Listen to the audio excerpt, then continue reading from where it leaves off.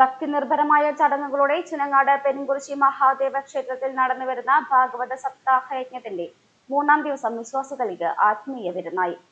ബുധനാഴ്ച നടന്ന ചടങ്ങുകളിൽ പ്രധാന ആകർഷണം വൈകുന്നേരം നടന്ന നരസിംഹാവതാരം കഥാഭാഗമായിരുന്നു. രാവിലെ മുതൽ തന്നെ വിവിധ പുരാണ പാരായണങ്ങളും പ്രഭാഷണങ്ങളും നടന്നു. വൈകുന്നേരം 5 മണിക്ക് ഭക്തജനങ്ങളുടെ സജീവ സാന്നിധ്യത്തിൽ നരസിംഹാവതാരം ഭക്തിസാന്ദ്രമായി അവതരിപ്പിച്ചു. തെച്ചിപ്പൂവ്, തെച്ചിമാല തുടങ്ങിയ ചുവന്ന പുഷ്പങ്ങൾ കൊണ്ടുള്ള അർച്ചനയും പാനകം, പഞ്ചസാര, നെയ്വിളക്ക് എന്നിവയുടെ നിവേദ്യവും ചടങ്ങിന് മാറ്റുകൂട്ടി.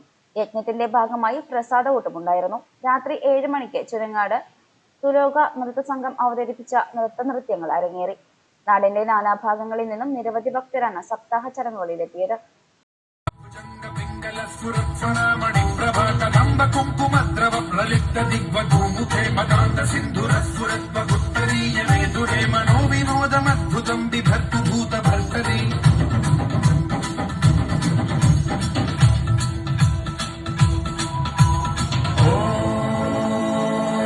Namah Shivaya.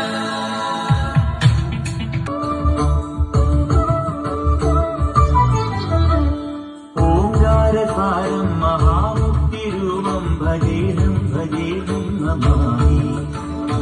Omkarakaram Mahamuktirumam Bhajeham Bhajeham Namami.